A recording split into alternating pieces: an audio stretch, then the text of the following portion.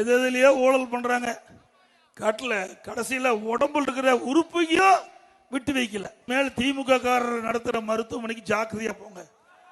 போயிட்டு வந்த பிறகு ஸ்கேன் பண்ணி பாருங்க உள்ள நம்ம உறுப்பு இருக்குதா இல்லையான்னு.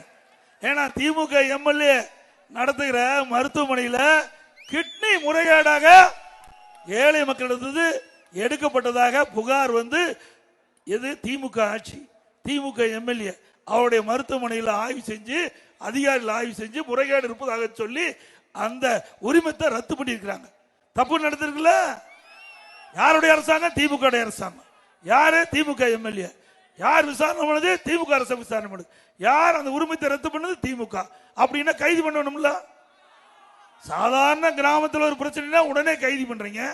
இங்க இருக்கின்ற விவசாயி நிலத்தை எடுக்கிறன்னு போராட்டம் பண்ணா உடனே குண்டர் சட்டத்தில் போடுறீங்க.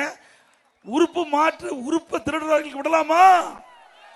அது கண்டுபிடிச்சிட்டாங்க. கண்டுபிடிக்காத இருந்தாலும் பரவாயில்ல, திமுக அரசாங்கமே அதற்கென்று அதிகாரி நியமித்து கண்டுபிடிச்சு முறைகேடு நடப்பதாக எண்ணி அந்த உரிமத்தை உறுப்பு மாற்று உரிமத்தை ரத்து பண்ணியிருக்காங்க. ஆக கிட்னி கூட விட்டு வைக்க மாட்டாங்க இனிமேல். இன்னைக்கு எதுக்கா போய் ஆட்டை கடிச்சு மாட்டை கடிச்சு சொல்லுங்க, மனுஷனை கிடைக்கிற மாதிரி இந்த அரசாங்கம் மனிதரையும் விட்டு வைக்கல.